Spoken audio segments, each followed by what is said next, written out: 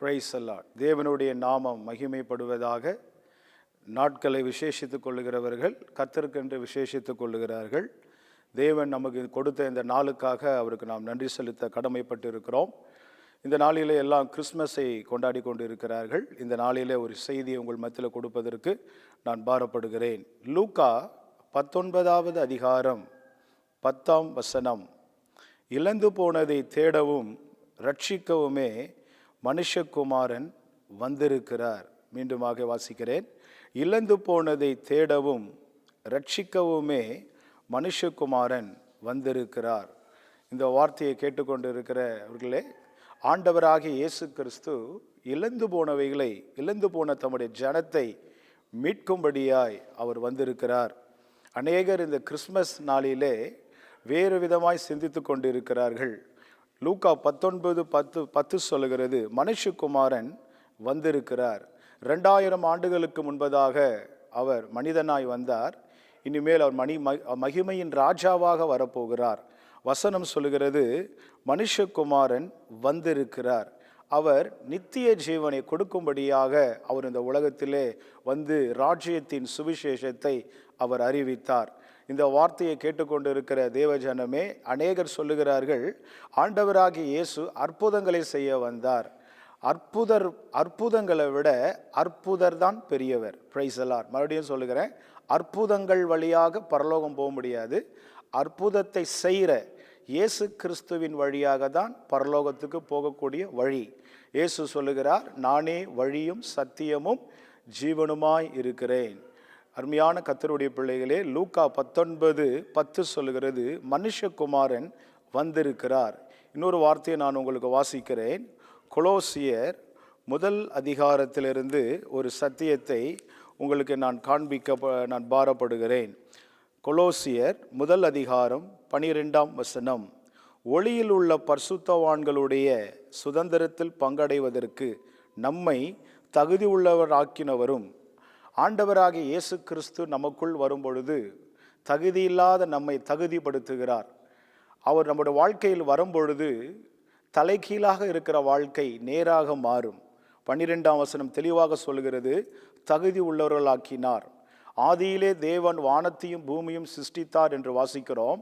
அதுக்கப்புறம் கீழே வாசிக்கிற, பூமியானது ஒழுங்கின்மையாக இருந்தது. வார்த்தையை கொடுத்து வார்த்தையினால சரிப்படுத்தினார். ஆண்டவராகிய இயேசு வார்த்தையாக இருக்கிறார். அவர் யாருக்குள்ள வருகிறாரோ அவங்க வாழ்க்கையில் இருக்கிற ஒழுங்கின்மை மாறும், வெறுமை மாறும், குடி மாறும், வேசித்தனங்கள் மாறும், சண்டைகள் மாறும், பலவிதமான தீய காரியங்கள் மாறும். ஆண்டவராகிய இயேசு கிறிஸ்துவின் பிறந்த நாள் குடித்து அநேகரை காயப்படுத்தி வேதனைப்படுத்துவது அல்ல. அவர் உள்ளே வரும்பொழுது வேதம் சொல்லுகிறது, தகுதி உள்ளவராக்கினார். தகுதிப்படுத்துகிறவர் தேவனே. இந்த உலகத்திலே நம்மை எந்த படிப்பும் நம்மை தகுதிப்படுத்தாது. தேவனுடைய வார்த்தை தான் நம்மை தகுதிப்படுத்தும். கொலோசியர் 1:12 தெளிவாக சொல்லுகிறது, தகுதி உள்ளவர்களாக்கினவரும் 13ஆம் வசனத்தை வாசிக்கிறேன். இருளின் அதிகாரத்தினின்று நம்மை விடுதலையாக்கி. இன்னைக்கு அநேகரை இருள் கட்டி வைத்திருக்கிறது. லூக்கா 1வது அதிகாரம் 78ஆம் வசனம் 79ஆம் வசனத்தை வாசித்து பார்ப்பீங்கன்னா, அருணோதயம் நம்மை சந்தித்தது. ஒரு இருளில் இருக்கிற ஜனங்களை தேவன் வெளிச்சத்திலே கொண்டு வருகிறார் என்று சொல்லி லூக்கா 1வது அதிகாரம் 78ஆம் வசனம் 79ஆம் வசனம் சொல்லுகிறது, அருணோதயம் நம்மை சந்தித்தது. அதனால தான் கொலோசியர் 1 அதிகாரம் 13ஆம் வசனம் சொல்லுகிறது, இருளின் அதிகாரம். ஒரு மனிதனுக்குள் இருள் இருக்கும் பொழுது அவனுக்குள் சமாதானம் இல்லை. இருள் தேவனை விட்டு அவனை பிரித்து விடுகிறது. அருமையான இந்த வார்த்தையை கேட்டுக்கொண்டு இருக்கிறவர்களே, இந்த ராஜ்யத்தின் இந்த வார்த்தையை நீங்கள் கேட்கும்படி உங்களை அன்பாக கேட்டுக்கொள்கிறேன். இருளின் அதிகாரத்தினின்று நம்மை விடுதலையாக்கி. அநேகர் குடும்பத்தில் பணம் இருக்கிறது, சமாதானம் இல்லை. அநேகர் குடும்பத்தில் படிப்பு இருக்கிறது, ஒரு நிம்மதியான தூக்கம் இல்லை. ஆனால் ஒரு இருளை குறிக்கிறது. இயேசு உங்களுக்குள் வரும்பொழுது இருள் விலகிவிடும். வேதம் சொல்லுகிறது, நிறைவானது வரும்பொழுது குறைவானது ஒளிந்து போகும். இந்த கிறிஸ்மஸை தயவு செய்து சரியாய் புரிந்து கொள்ளுங்கள். கிறிஸ்மஸ் என்று சொன்னால் ஆட்டம் பாட்டம் அல்ல. Christian life personal experience. கிறிஸ்தவ வாழ்க்கை என்பது தனிப்பட்ட ஒரு அனுபவம். கிறிஸ்தவ வாழ்க்கை என்பது ஜாலி லைஃப் அல்ல, ஹோலி லைஃப். இது பரிசுத்தமான வாழ்க்கை. கட்டுப்பாடோடு இருக்கிற சந்தோஷம் வேற, கட்டுப்பாடு இல்லாத சந்தோஷம் வேற. கிறிஸ்மஸ் என்றால் அநேகருக்கு பெரிய சந்தோஷம், கட்டுப்பாடு இல்லாத ஒரு சந்தோஷமாய் மாறிவிட்டது. கிறிஸ்மஸ் என்று சொன்னால் ஆண்டவராகிய இயேசு கிறிஸ்துவை சொந்த இரட்சகராக ஏற்றுக்கொண்டு பிதா குமாரன் பரிசுத்த ஆவி நாமத்தினாலே என்றைக்கு நீங்கள் ஞானஸ்தானம் பெறுகிறீர்களோ அன்னைக்கு கிறிஸ்து உங்களுக்குள் பிறக்கிறார். கிறிஸ்மஸ் என்று சொன்னால் களியாட்டுகள் அல்ல. கிறிஸ்மஸ் என்று சொன்னால் குடிப்பது அல்ல. கிறிஸ்மஸ் என்று சொன்னால் தேவனுடைய நாமத்தை மகிமைப்படுத்துவது. அவர் உங்களுக்குள் இருக்கிறார். அவர் உங்களுக்குள் இருக்கும் பொழுது உங்கள் பேச்சில் ஒரு மாற்றம் வரும், உங்கள் சுபாவத்தில் ஒரு மாற்றம் வரும். கொலோசியர் முதல் அதிகாரத்தை நான் உங்களுக்கு முதல் அதிகாரத்தில் இருக்கிறதான ஒரு சத்தியத்தை உங்களுக்கு காண்பித்து கொடுக்க விரும்புகிறேன். கொலோசியர் முதல் அதிகாரம் 14ஆம் வசனம். குமாரனாகிய அவருக்குள் அவருடைய இரத்தத்தினாலே பாவ மன்னிப்பாகிய மீட்பு நமக்கு உண்டாயிருக்கிறது. இந்த வார்த்தையை கேட்டுக்கொண்டு இருக்கிறவர்களே, தன் பாவங்களை மறைக்கிறவன் வாழ்வடைய மாட்டான், அவைகள் அறிக்கை செய்து விட்டு விடுகிறவனோ இரக்கம் பெறுவான். கொலோசியர் 1:14 சொல்லுகிறது, அவருடைய இரத்தத்தினாலே பாவ மன்னிப்பாகிய மீட்பு நமக்கு உண்டாயிருக்கிறது. மீட்பு. எந்த மனுஷனோ பாவத்திலிருந்து நம்மளை மீட்க முடியாது. பணம் பாவத்திலிருந்து நம்ம மீட்க முடியாது. செயின்ட்ஸ் அதாவது புனிதர்கள் நம்மை பாவத்திலிருந்து மீட்க முடியாது. புனிதர்களை உண்டாக்கின சர்வ வல்லமை உள்ள ஆண்டவராகிய இயேசு கிறிஸ்துவின் இரத்தம்தான் நம்மை பாவத்திலிருந்து விடுதலையாக்க முடியும். இந்த உலகத்தில் பாவத்தை மன்னிப்பதற்கு யாருக்கும் அதிகாரம் இல்லை. பாவத்தை மன்னிப்பதற்கு ஆண்டவராகிய இயேசு கிறிஸ்துவுக்கு மாத்திரமே அதிகாரம் உண்டு. கொலோசியர் 1:14 சொல்கிறது, மீட்பு நமக்கு உண்டாயிருக்கிறது.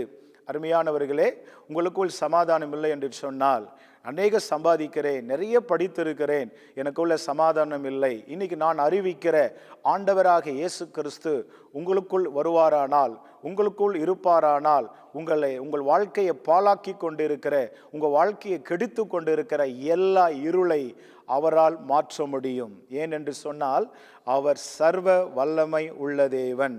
உண்மையான கிறிஸ்மஸ் உங்களுக்குள்ள இருக்கிற என்னைக்கு இருள் போகிறதோ அதுதான் உங்களுக்கு கிறிஸ்மஸ். அநேகர் ஆலயத்தை அலங்கரிக்கிறார்கள், சந்தோஷம். ஆலயத்தில் சீரியல் செட்டு போடுறாங்க, சந்தோஷம். ஆனால் உள்ள ஆலய சீரியல் செட்டு போடுறது உங்களுடைய தனிப்பட்ட விருப்பம். ஆனால் உள்ள ஒரு வெளிச்சம் வேண்டும், உள்ள ஒரு வெளிச்சம் வேண்டும். ஆலயம் அலங்காரமாக இருக்கிறது, ஆனால் உள்ளான மனுஷனிலே ஒரு அலங்காரம் வேண்டும். வேதம் என்ன சொல்லுகிறதுனா, தேவன் வெளியரங்கமான காரியங்களை பார்ப்பதை விட உள்ளான காரியத்தை அவர் பார்ப்பதற்கு உண்மை உள்ளவராக இருக்கிறார். Praise the Lord, amen. அநேகர் உள்ளான விஷயத்தை மறந்து விடுகிறார்கள், வெளியான விஷயங்களுக்கு முக்கியத்துவம் கொடுக்கிறார்கள். அருமையான கர்த்தருடைய பிள்ளைகளே, கிறிஸ்மஸ் என்று சொன்னால் உங்களுக்குள் கிறிஸ்து பிறப்பது. அதாவது கிறிஸ்மஸ் சத்தியத்தை புரிந்து கொள்ளுங்கள். இங்கே கொலோசியர் அதிகாரத்தை மீண்டுமாக வாசிக்கிறேன். கொலோசியர் முதல் அதிகாரம் 14ஆம் வசனம். மீட்பு நமக்கு உண்டாயிருக்கிறது. அநேகருக்குள்ளாக இந்த பாவத்திலிருந்து மீட்பு இல்லாததுனால தான் அவங்க வாழ்க்கையில தொடர்ந்து கஷ்டப்பட்டு கொண்டு இருக்கிறார்கள். நல்லா கவனிக்கணும். ஆண்டவராக இயேசு கிறிஸ்து இந்த உலகத்தில் வரும்பொழுது எல்லாரோடும் பேசினார், எல்லாரோட ஐக்கியப்பட்டார், பாவியை கூட நேசித்தார். பாவத்தை வெறுத்தார், பாவியை நேசித்தார். ஆண்டவராக இயேசு பாவியை நேசிப்பார், பாவத்தை வெறுப்பார். இந்த கொலோசியர் முதல் அதிகாரத்தில் மீட்பை குறித்து வேதம் சொல்லப்பட்டு இருக்கிறது. இந்த நாட்களிலே இந்த மீட்பை குறித்து அநேகர் அறியாமல் இருக்கிறார்கள், பாவத்தோட கலந்து இருக்கிறார்கள், இயேசுவை ஏதோ விசிட் செய்து போகிறார்கள். நன்றாக புரிந்து கொள்ளுங்கள். ஆண்டவராக இயேசு கிறிஸ்து வேதம் தெளிவாக சொல்லுகிறார், இழந்து போனதை தேடவுமே ரட்சிக்குமே வந்தார். வேதம் சொல்லுகிறது, எதை விட்டு விலக வேண்டுமோ அதை விட்டு விலக வேண்டும். ஆனால் இன்னைக்கு எல்லாம் தலைகீழாக இருக்கிறது. கிறிஸ்துவோட கலந்து இருக்க வேண்டும், வார்த்தையோட கலந்து இருக்க வேண்டும், பரிசுத்தவான்களோடு ஐக்கியப்பட வேண்டும். ஆனால் கிறிஸ்துவோடு ஐக்கியப்படுவதை விட்டு விட்டு கிறிஸ்துவோட ஏதோ ஒரு டச், ஒரு ஊர்க்காவை மாதிரி, ஒரு ஊர்க்கா சாப்பிடுகிற மாதிரி, ஊர்க்கா மாதிரி கிறிஸ்துவை அவங்க டச் பண்ணுறாங்க. அதை நல்லா கவனிக்கணும். பிரிந்திருக்கிறவைகளோட கலந்து இருக்க வேண்டியவரை விட்டு பிரிஞ்சு இருக்கிறாங்க. மறுபடியும் சொல்கிறேன், கிறிஸ்மஸ் என்பது ஆண்டவரோட வாழ்வது, அவர் உங்களுக்குள் வாழ்வது. வேதம் சொல்லுகிறது, பிரிந்திருக்க வேண்டியவைகளை விட்டு பிரிந்திரு.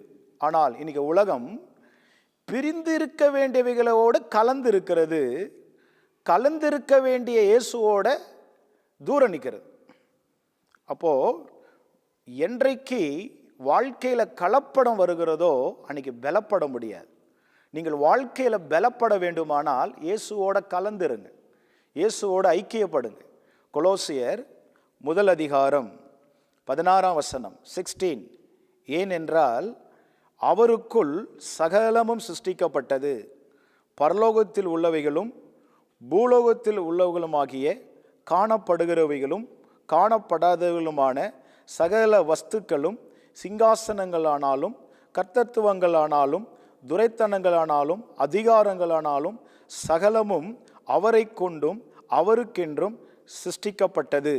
17 அவர் எல்லாவற்றிற்கும் முந்தினவர், எல்லாம் அவருக்குள் நிலை நிற்கிறது. 16 அவருக்குள். 14 அவருக்குள். 17 அவர். இந்த வார்த்தையை திரும்ப திரும்ப நம்ம வாசிக்கும் பொழுது இன்னொரு வசனத்தை உங்களுக்கு காண்பித்து கொடுக்க விரும்புகிறேன்.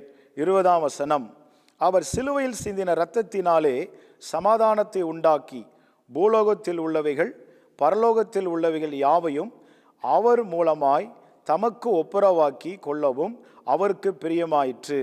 கொலோசியர் 1:13 13 நீங்கள் 20 வரைக்கும் வாசித்து பார்ப்பீர்கள் என்றால், அவர் ஆண்டவராகி இயேசு கிறிஸ்துவின் பிறந்த நாள் குடித்து அநேகரை காயப்படுத்தி வேதனைப்படுத்துவது அல்ல. அவர் உள்ளே வரும்பொழுது வேதம் சொல்லுகிறது, தகுதி உள்ளவராக்கினார். தகுதிப்படுத்துகிறவர் தேவனே. இந்த உலகத்திலே நம்மை எந்த படிப்பும் நம்மை தகுதிப்படுத்தாது, தேவனுடைய வார்த்தை தான் நம்மை தகுதிப்படுத்தும். கொலோசியர் 1:12 தெளிவாக சொல்லுகிறது, தகுதி உள்ளவர்களாக்கினவரும் தகுதி உள்ளவர்களாக்கினவரும். 13 வாசிக்கிறேன். இருளின் அதிகாரத்தினின்று நம்மை விடுதலையாக்கி. இன்னைக்கு அநேகரை இருள் கட்டி வைத்திருக்கிறது. லூக்கா 1:78 79 வாசித்து பார்ப்பீங்கன்னா, அருணோதயம் நம்மை சந்தித்தது. ஒரு இருளில் இருக்கிற ஜனங்களை தேவன் வெளிச்சத்திலே கொண்டு வருகிறார் என்று சொல்லி லூக்கா 1:78 79 சொல்லுகிறது. அருணோதயம் நம்மை சந்தித்தது. அதனால தான் கொலோசியர் 1:13 சொல்லுகிறது, இருளின் அதிகாரம். ஒரு மனிதனுக்குள் இருள் இருக்கும் பொழுது அவனுக்குள் சமாதானம் இல்லை. இருள் தேவனை விட்டு அவனை பிரித்து விடுகிறது. அருமையான இந்த வார்த்தையை கேட்டுக்கொண்டு இருக்கிறவர்களே, இந்த ராஜ்யத்தின் இந்த வார்த்தையை நீங்கள் கேட்கும்படி உங்களை அன்பாக கேட்டுக்கொள்கிறேன். இருளின் அதிகாரத்தினின்று நம்மை விடுதலையாக்கி. அநேகர் குடும்பத்தில் பணம் இருக்கிறது, சமாதானம் இல்லை. அநேகர் குடும்பத்தில் படிப்பு இருக்கிறது, ஒரு நிம்மதியான தூக்கம் இல்லை. ஆனால் ஒரு இருளை குறிக்கிறது. இயேசு உங்களுக்குள் வரும்பொழுது இருள் விலகிவிடும். வேதம் சொல்லுகிறது, நிறைவானது வரும்பொழுது குறைவானது ஒளிந்து போகும். இந்த கிறிஸ்மஸை தயவு செய்து சரியாய் புரிந்து கொள்ளுங்கள். கிறிஸ்மஸ் என்று சொன்னால் ஆட்டம் பாட்டம் அல்ல. Christian life personal experience. கிறிஸ்தவ வாழ்க்கை என்பது தனிப்பட்ட ஒரு அனுபவம். கிறிஸ்தவ வாழ்க்கை என்பது ஜாலி லைஃப் அல்ல, ஹோலி லைஃப். இது பரிசுத்தமான வாழ்க்கை. கட்டுப்பாடோடு இருக்கிற சந்தோஷம் வேற, கட்டுப்பாடு இல்லாத சந்தோஷம் வேற. கிறிஸ்மஸ் என்றால் அநேகருக்கு பெரிய சந்தோஷம், கட்டுப்பாடு இல்லாத ஒரு சந்தோஷமாய் மாறிவிட்டது. கிறிஸ்மஸ் என்று சொன்னால் ஆண்டவராகிய இயேசு கிறிஸ்துவை சொந்த இரட்சகராக ஏற்றுக்கொண்டு பிதா குமாரன் பரிசுத்த ஆவி நாமத்தினாலே என்றைக்கு நீங்கள் ஞானஸ்தானம் பெறுகிறீர்களோ அன்னைக்கு கிறிஸ்து உங்களுக்குள் பிறக்கிறார். கிறிஸ்மஸ் என்று சொன்னால் களியாட்டுகள் அல்ல. கிறிஸ்மஸ் என்று சொன்னால் குடிப்பது அல்ல. கிறிஸ்மஸ் என்று சொன்னால் தேவனுடைய நாமத்தை மகிமைப்படுத்துவது. அவர் உங்களுக்குள் இருக்கிறார். அவர் உங்களுக்குள் இருக்கும் பொழுது உங்கள் பேச்சில் ஒரு மாற்றம் வரும், உங்கள் சுபாவத்தில் ஒரு மாற்றம் வரும். கொலோசியர் 1 நான் உங்களுக்கு 1 இருக்கிறதான ஒரு சத்தியத்தை உங்களுக்கு காண்பித்து கொடுக்க விரும்புகிறேன். கொலோசியர் 1:14 குமாரனாகிய அவருக்குள் அவருடைய இரத்தத்தினாலே பாவ மன்னிப்பாகிய மீட்பு நமக்கு உண்டாயிருக்கிறது. இந்த வார்த்தையை கேட்டுக்கொண்டு இருக்கிறவர்களே, தன் பாவங்களை மறைக்கிறவன் வாழ்வடைய மாட்டான், அவைகள் அறிக்கை செய்து விட்டு விடுகிறவனோ இரக்கம் பெறுவான். கொலோசியர் 1:14 சொல்லுகிறது, அவருடைய இரத்தத்தினாலே பாவ மன்னிப்பாகிய மீட்பு நமக்கு உண்டாயிருக்கிறது. மீட்பு. எந்த மனுஷனோ பாவத்திலிருந்து நம்மளை மீட்க முடியாது. பணம் பாவத்திலிருந்து நம்மை மீட்க முடியாது.